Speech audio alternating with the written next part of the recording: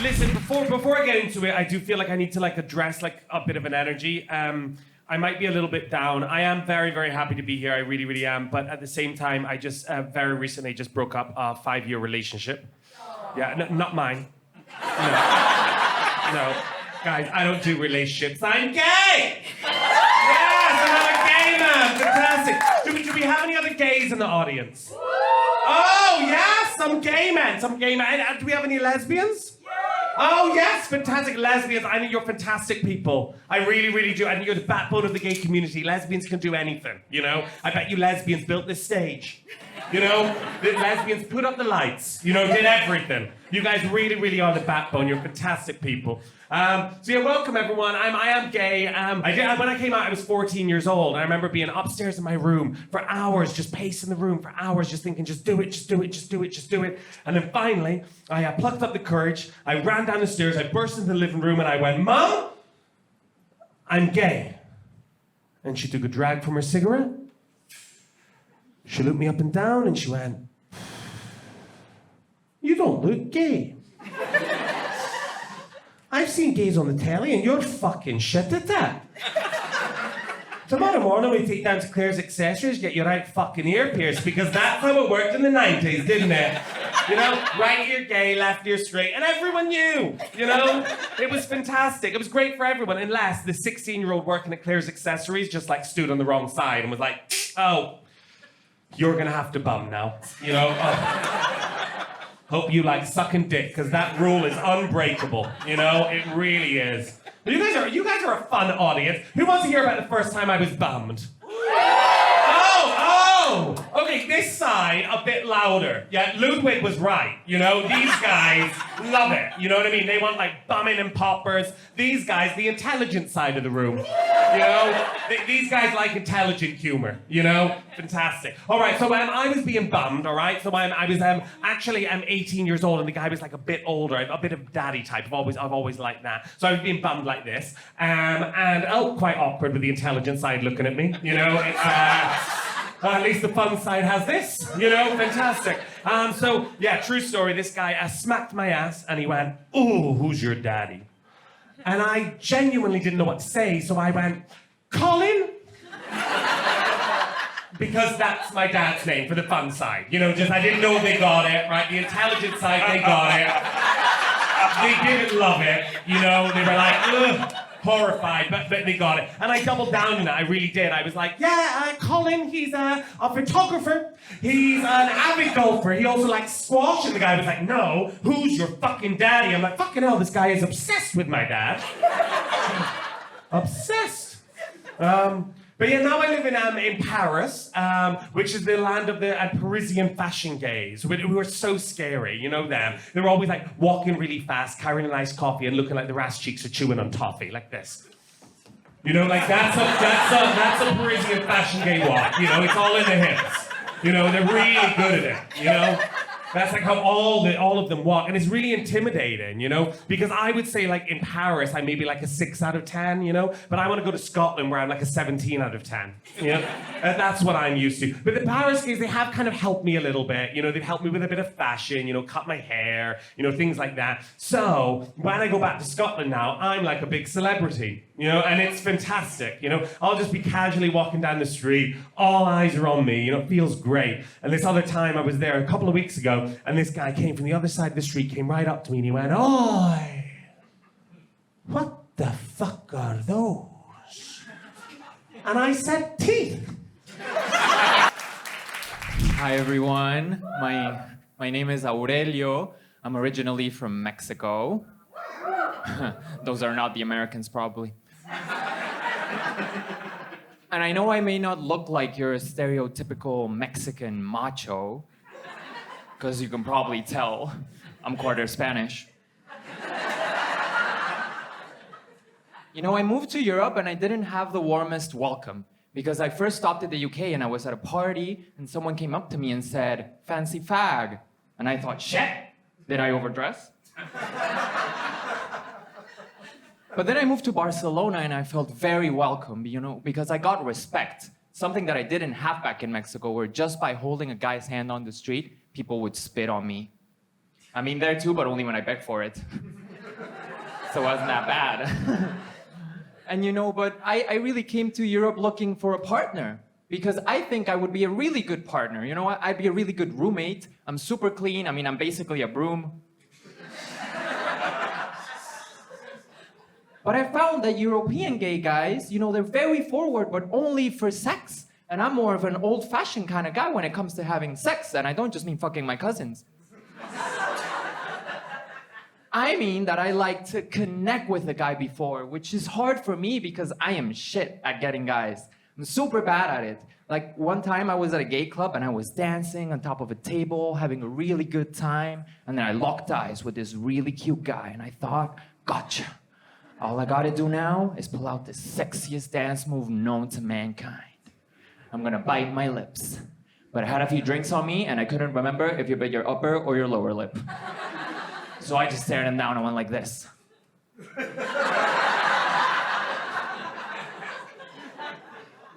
Now I thought it worked because the guy came up to me afterwards and whispered softly in my ear, "Yo, you got another pill I can buy off you?" But when I first got here, I was at another gay club, and I met this amazing guy, he was confident, he was, extroverted, super gorgeous, and I was intimidated because that's not me at all. I don't like the attention.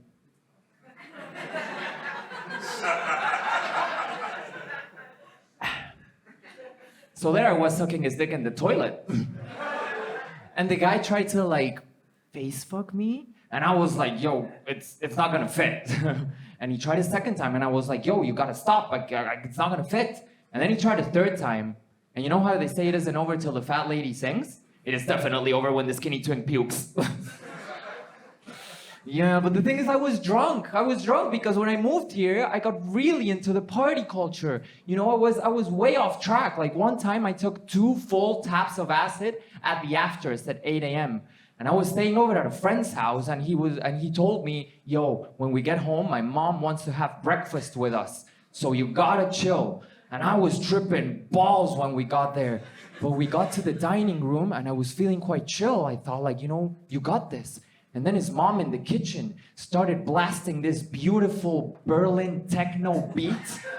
I was like, yo, what the fuck? I'm vibing. What song is your mom playing? And he was like, it's the blender. She's making smoothies.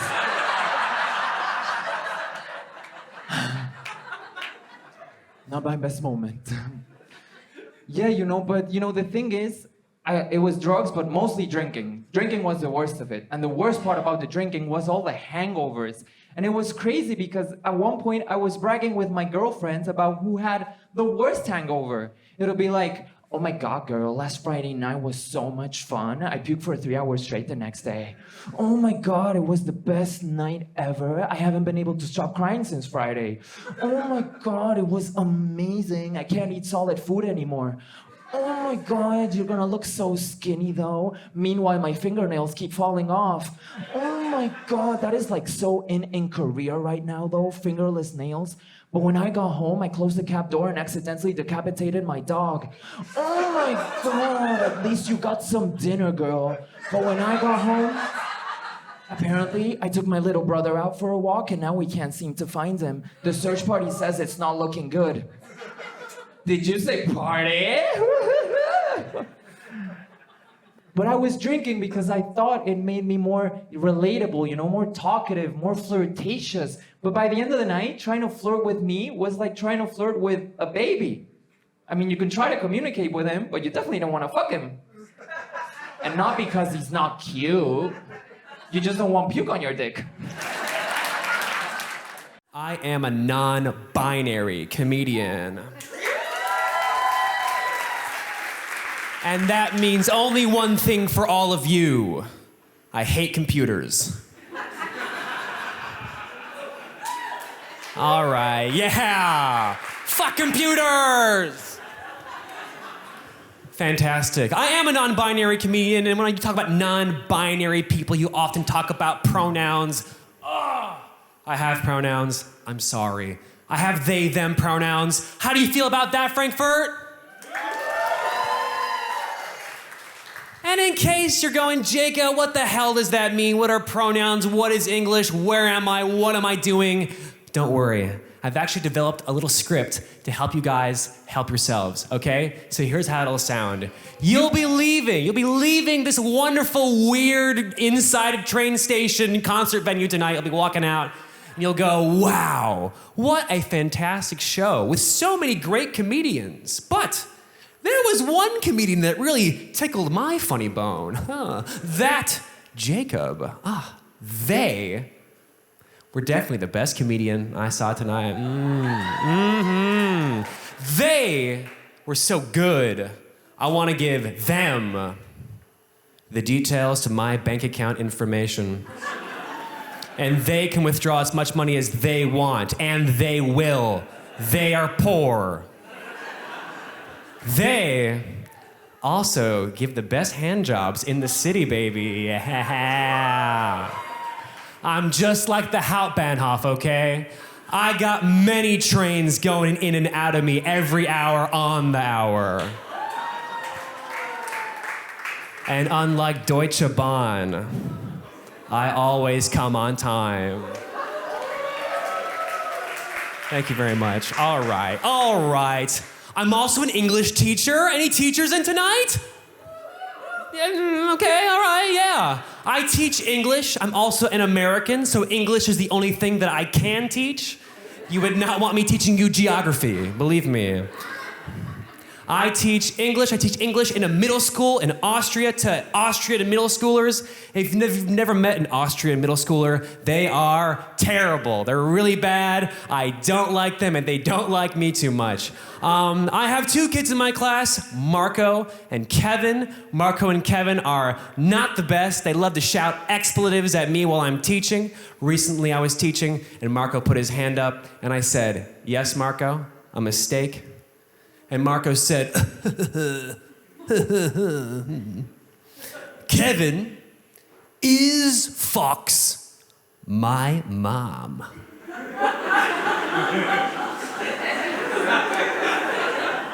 And I said, what? And he said, "Kevin, is Fox my mom?" And I said, "Marco, that is an incredibly inappropriate thing to say in an English class. Kevin is fucks my mom? Is fucks my mom? Either Kevin fucks my mom, present simple, or Kevin is fucking my mom, present continuous. Have I taught you nothing? Get out of my class."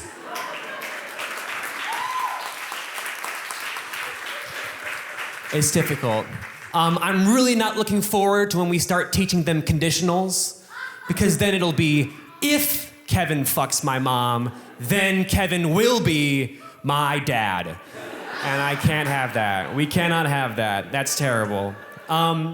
Recently, I had my kids do presentations about either a famous person or a famous place. And I'm going to do one of those presentations back at you exactly as I saw it. Here is a 12-year-old's presentation on New York State.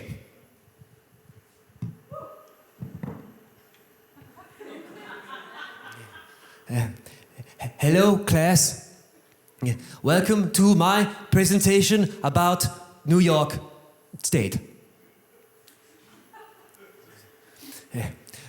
New York State is a state. It is next to New Jersey and Maryland, which is wrong.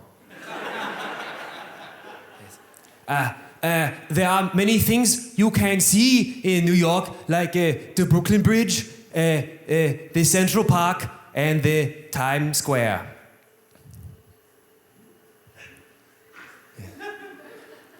The Civil War. The Civil War was a war fought between Abraham Lincoln and the slaves.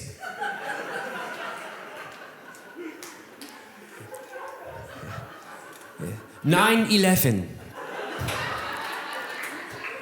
9/11 happened in New York to the two towers. There were two of them. Thank you for listening. the parliament's president of Serbia is a lesbian. Did you know this? Yeah, it's a news flash for you. But my mother doesn't have a problem with the parliament's president being a lesbian. She has a problem with the parliament's president having a Croatian grandfather. So lesbian is okay, but Croatian, we got to be careful with that. I told her it's only her grandfather. She said, yeah, I know, but even this 1/4 can be dangerous. Yeah. But my mother, she's a little homophobic. Every time I try to defend the LGBT community, she's like, how can this be? Like God created the man to be with the woman to be with the man. I don't understand these times. And I arranged for her to visit me in Vienna during Pride Month. And we were going for a walk. We were next to Karlskirche, and a lot of people were driving by on bicycles, completely naked. And my mother's first comment was, oh my God, I can see his balls.